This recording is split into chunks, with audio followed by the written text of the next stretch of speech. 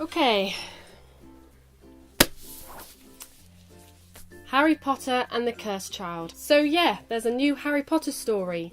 It's in play form and the script was released as a book, which is what I've got here. I finished this book last night and I have mixed emotions about it. Let's just put it that way. Before I move on, I'm going to put out a spoiler warning. I'm going to be talking about the contents of this book, what happens at the end. So if you don't want to know what's going to happen, if you haven't read it yet, or if you're waiting to see the play, then I suggest you don't watch this video because, yeah, lots of spoilers coming up. So my first thoughts on this, well, I was very excited because it literally says the 8th story 19 years later. So obviously I thought, oh wow, we're going to get to know the future and this is going to be awesome. And obviously I knew stuff like this before. I knew it was going to be based in the future. What I didn't expect is for it to actually start literally where the 7th book ended. It starts with the epilogue we had at the end of Deathly Hallows. So yeah, this was exciting, obviously. It's very strange to read this in play form, but I got on with it very well and I was really enjoying it. I love the fact that Scorpius and Albus became friends straight away on the train. That was brilliant. I was a little surprised when Albus was sorted into Slytherin, but then I thought, well, it's called the Cursed Child. I always suspected that the Cursed Child would mean Albus Potter, so him being in Slytherin, I guess it kind of worked. So yeah, I was fine with that. The first proper shock I had in the story is the fact that Hermione is Minister for Magic. So okay, so if someone had told me that one of the 3 trio would be Minister of Magic 19 years after Deathly Hallows, I would say, okay, most likely Hermione. I'm fine with it, that's absolutely fine. If that's actually canon, that's fine. Ron is, what, the sole owner of Weasley's Wizard Wheezies? That confused me a little bit because I know Ron worked there for a while after the battle, but I then thought he went to work at the Ministry after a little while. So that kind of confused me a little bit, like, where is George in this? George Weasley's not mentioned. Bill and Charlie are not mentioned. Molly Weasley's mentioned, but not actually in it. This is all fine and good, absolutely all fine and good, no problems with who's in it, who's not. The first proper issue I had with this was the scene where Albus and Scorpius were on the train and then they climbed up onto the roof because they were going to jump off the Hogwarts Express. Really? They're allowed to do that? Obviously they're not allowed to do that, but they are able to do that. And then the trolley witch comes up, and apparently she's been the trolley witch for like over 100 years. But actually the reason with which they jumped off the train and where they were planning on going, the main plot of the story is that Albus and Scorpius are planning to steal a time turner from the Ministry, a time turner that was confiscated from Theodore Nott, and then they were going to go back in time to save Cedric Diggory. I don't know, I can't really get my head around the whole going back in time and changing history, because like, you change one thing, like the butterfly effect, you change one thing and it doesn't just change one outcome, it will change multiple outcomes.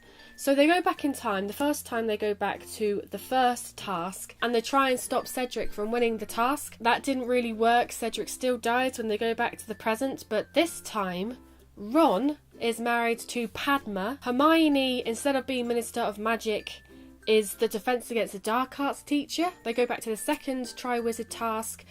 They not only try and stop Cedric from winning the tournament, but they end up humiliating him, and this is another thing that gets to me. They humiliate Cedric so much that he ends up becoming a Death Eater. And not only does he become a Death Eater, but he kills Neville, and so Neville is stopped from killing Nagini, and so Voldemort doesn't die at the Battle of Hogwarts. He wins, and instead of Voldemort dying, Harry died.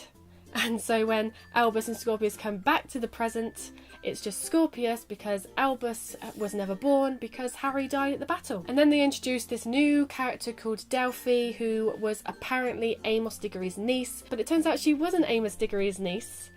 She is the daughter of Voldemort, and she ended up stealing the time turner, and she went back in time to the day Harry's parents were murdered because she wants to meet her long lost father. The storyline is weird, having all of this time travel in it. Like, I'm not even talking about how they actually are able to perform this in play form, because there's a scene where they go into Moaning Myrtle's bathroom because they know there's a way to get to the Black Lake from there because Moaning Myrtle did it, and they climb into a sink.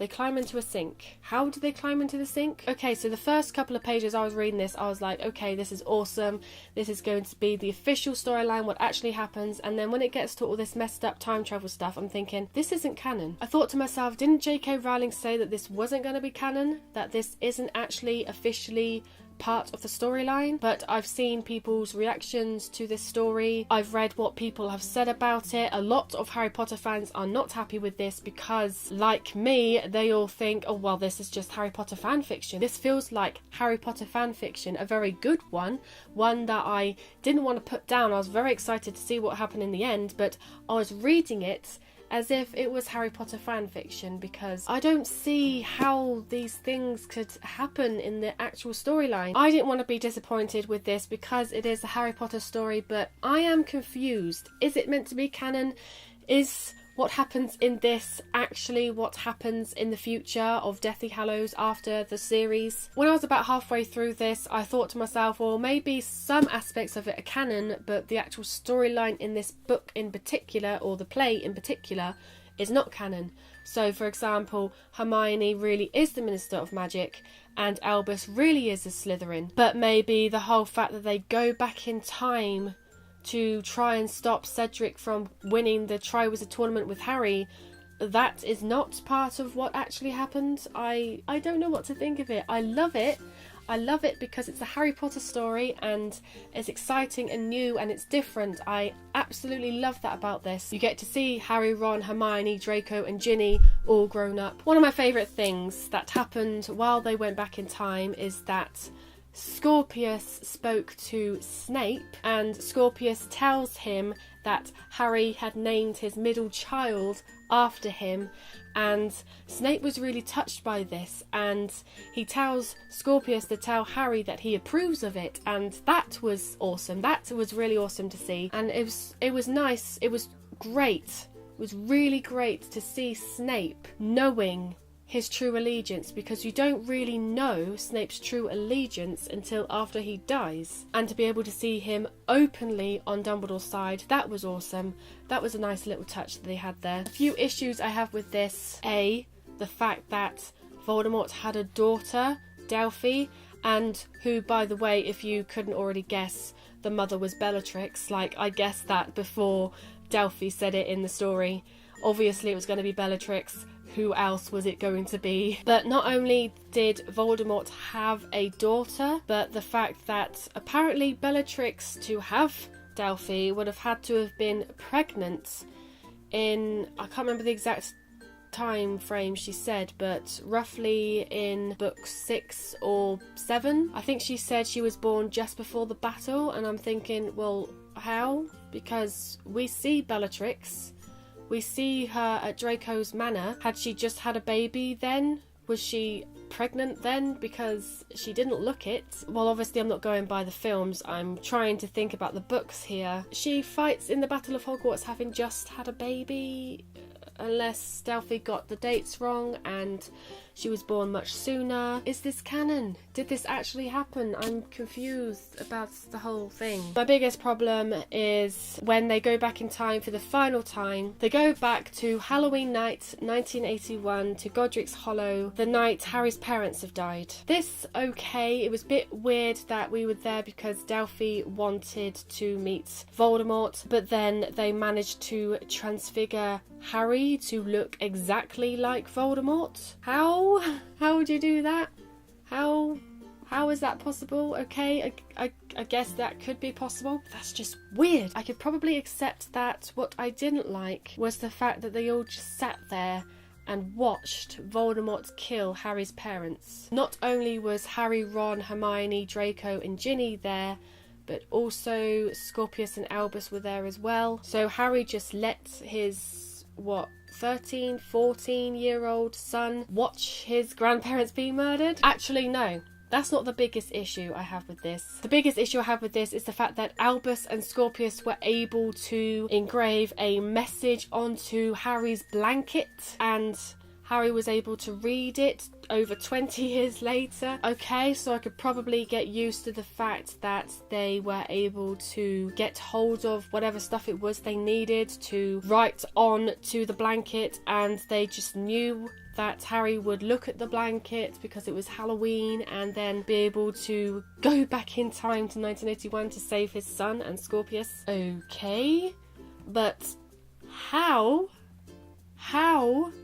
did they get the blanket off of baby Harry in the first place? How did they do that? At this time, Lily, James and baby Harry were in hiding because they knew that Voldemort was after Harry. Actually, Albus and Scorpius wouldn't have been able to get inside the house. So how did they get the blanket and how did they put it back on the baby? Lily and James at this time would not have wanted to take their eyes off Harry at this time, so they just completely skipped past that part. There was no explanation of how that happened. There was no explanation as to how a lot of things happened. I can understand that because it's a play, it has to be a certain length. I completely understand that. That's fine. But how? How did they do it? This video is going on way too long. I did not expect it to be this long, but it's Harry Potter. I could go on for hours about Harry Potter, so I'm going to stop it there. If you got any more comments to add, please give a comment down below because I love talking about Harry Potter to people, so I will be responding and I'd like to have like a little discussion going on in the comments. That would be awesome. If you like this video, please give it a thumbs up. If you're a Potterhead, give this video a thumbs up. Subscribe to my channel if you haven't already. I hope everyone is having a great day and I will see you next time.